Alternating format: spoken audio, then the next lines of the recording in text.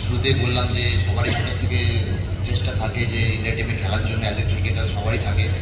কেউ যেতে পারে, কেউ যেতে পারে না, বা ওই ঠিক টাইমে হয়তো পারফরমেন্স বা সব কিছু মানে অনেক ভালো খেলা সত্ত্বেও সুযোগ আসে না। তো সেই সব জিনিসগুলো আছে। আর আমি অবশ্যই ছোটোর থেকে আমার স্পেশালি বলবো যে দাদা অনির্বাণের কাছ থেকে ওই জিনিসগুলো শেখা, যে দাদা প্রচণ্ড পজিটিভ, আর সেই জিনিসগুলো শিখে শিখে স্টেপ বাই স্টেপ সেটাকে মানা।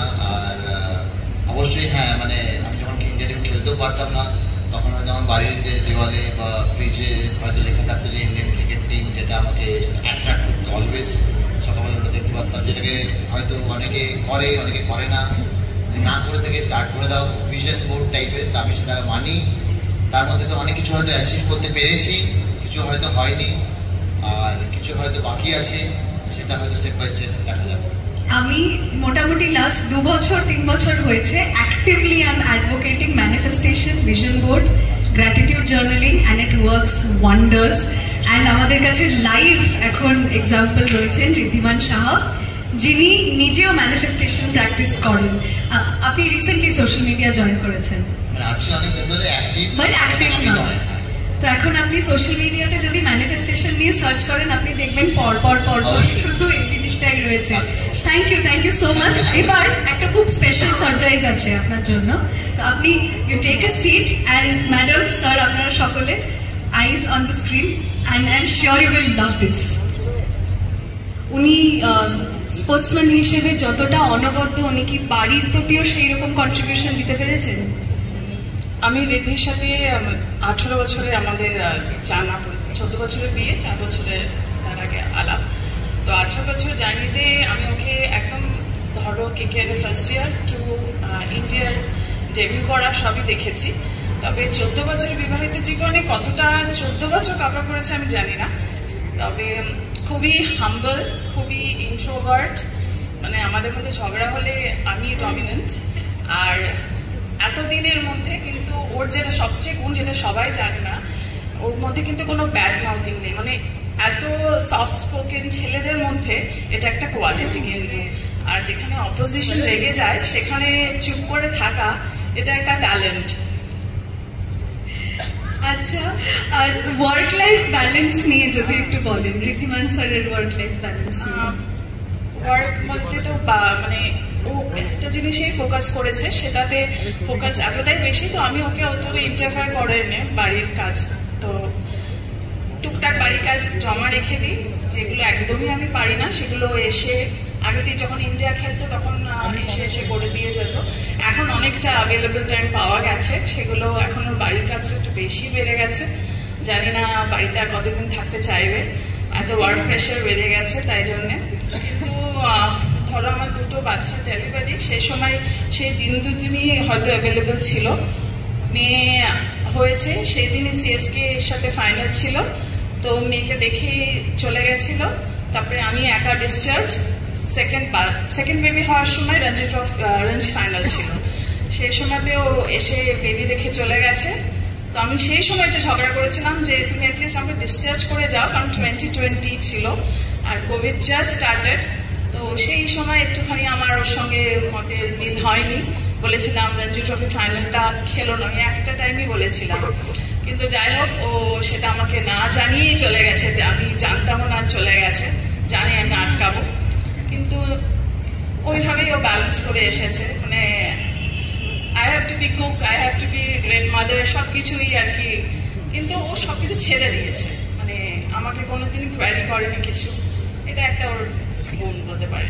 তা আপনি সিঙ্গেল হ্যান্ডেডলি পুরো ঘর সংসার দায়িত্ব পরিবার সবকিছু সামলেছেন, প্লাস ঋদ্ধিমান স্যারকে পুরোপুরি পেছন থেকে সাপোর্ট করে গেছেন। হ্যাঁ, সিঙ্গেল হ্যান্ডেডলি বলতে ডেফিনেটলি ফ্যামিলির বাকি সবার ওয়ার্কিং, এক্সটেন্ডেড ওয়ার্কিং যারা, তাদের সবার হেল্প আছে নিশ্চয়ই। তাদের ছাড়া অসম্ভব এই জার্নিটাই। ও সবাইকে মেনশন করলো, তো আমি বলবো যে আমাদের যারা স্টাফ তাদেরও কিন্তু কন্ট্রিবিউশন অনেক।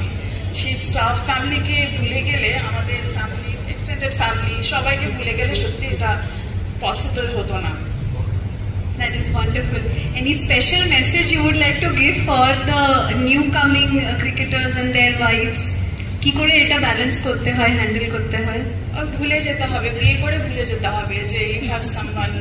তখন বিয়ের আগে যে ফেসটা, বিয়ের পরে একদমই সেটা হয় না অ্যাকচুয়ালি।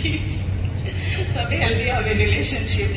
there is nothing মানে perfect, you have to make it perfect. ভুলে গেলেই তবে যত ভুলতে জানবে তত ভালো। I will remember this advice. Thank you so much, man. Thank you so much. তো সিনিয়র গুরুজনরা আছেন, সবাইকে আমার প্রণাম জানাই, আমার বেস্ট উইশেস জানাই। ঋদ্ধিমান আর ঋদ্ধিমানের ফ্যামিলির মা বাবা এখানে নেই, শিলিগুড়িতে আছেন, জয়ন্তদা আছেন, যত প্লেয়াররা এসেছেন আজকে আর যারা যারা খেলেছেন ঋদ্ধিমান সাহার সাথে, তাদের সবাইকে এই জন্য থ্যাংক ইউ বলি, because we have seen him এরকম ইনিংস দেখেছি, এরকম কমিটমেন্ট দেখেছি। ক্রিকেট নিয়ে আমি খুব একটা ওর কথা বলবো না, হ্যাঁ আমি ওর ক্রিকেট নিয়ে কথা বলবো না, বিকজ এখানে সৌরভ গাঙ্গুলি যখন ক্রিকেট নিয়ে কথা বলে তখন আমার মনে হয় কি বাকি আর বেশি কি কারো কথা বলা উচিত না। বাট হ্যাঁ, ওর জার্নি যেভাবে স্টার্ট হয়েছে, শিলিগুড়ি থেকে একটা ছেলে এসে এখানে কোলে মার্কেটে থাকা, বছরের পর বছর বাসে আসা, ওই সময় মনে হয় ট্রামও চলতো, এখন ট্রাম হয়তো বন্ধ হয়ে গেছে। তো এই যে জার্নি আমরা সবাই দেখেছি, চোখের সামনে দেখেছি, আরো যেভাবে বড় হয়েছে, কোলে মার্কেটে প্রচুর ছেলেরা ওখানে থাকতো, যারা যারা দূর থেকে আসতো। তো Wriddhiman Saha fantastic human being, আমরা সবাই জানি। ক্লাব ক্রিকেট হতো, ইন্ডিয়ান ক্রিকেট থেকে রাত্রির বেলা নামতো, সকালবেলা ক্লাব ক্রিকেট খেলতে আসতো, অফিস খেলা খেলতে আসতো। তো এরকম একটা সত্যি একটা এরকম জার্নি খুব কম পার্সেন্টেজ অফ আমি নিজের জীবনে শুনেছি। আমি যখনই আমি দাদিকে বলছিলাম কি আমি অনেক যখন খেলতাম আর যখন এখন কোচিং করি, আমি সব ছেলে মেয়েদেরকে একটাই কথা বলি যারা আমাদের সাথে যুক্ত আছে, কি সৌরভ গাঙ্গুলিকে আমি কোনোদিন ব্যাট ছাড়া, হোটেলের রুম পার্টনারও ছিলাম দাদির, সবসময় ড্রেসিং রুমে বলো, হোটেলের রুমে বলো, সবসময় ব্যাটিং নিয়ে খেলতো। যারা যারা আমরা খেলেছি এখানে, আমরা যারা যারা প্যাচি আছে, অনুষ্ঠুপ বসে আছে, রাজা, সবাই আছে, তো যারা যারা দাদির সাথে খেলেছে, তো এরকম কমিটেড ঋদ্ধিমান সাহ ছিল, সবসময় ক্রিকেট নিয়ে থাকতো।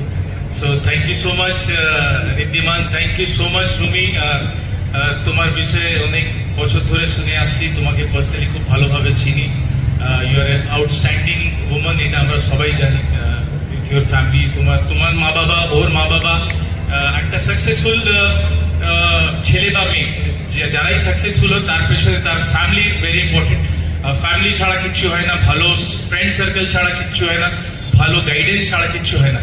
সো এই গাইডেন্সের পেছনে যে পিলার থাকে সেটা আমাদের ফ্যামিলি থাকে, আমাদের ফ্রেন্ডসরা থাকে, আর আমাদের গুরুজনরা থাকে যারা আমাদেরকে ছোটবেলা থেকে প্রপার গাইড করেছে। So thank you so much, all the best. আর আমি রাজদাকে আর অফিসের প্রত্যেকটা স্যারকে, প্রবীর স্যারকে, দেবুদা আছেন, ভাইস প্রেসিডেন্ট স্যার আছেন, নরেশ স্যার নেই।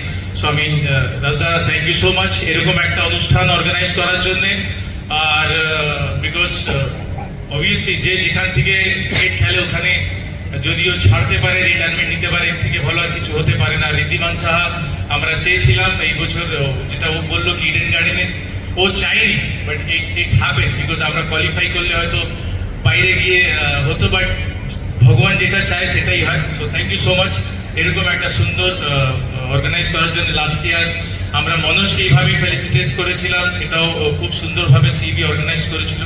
So thank you so much. আর এই বছর তুই যে বাংলায় ফিরেছিস তার জন্য আমি স্যামকে, রাজদাকে, পুরো সিবি টিমকে, দাদিকে, আর রুমি, তোর বন্ধু, সবাইকে আমি থ্যাংক ইউ দিতে চাই কি অ্যাটলিস্ট আমাদের সাথে স্টার্ট করেছিলিস আর আমাদের সাথে শেষ করেছিস, এর থেকে ভালো আর কিছু হতে পারে না। তো থ্যাংক ইউ সো মাচ।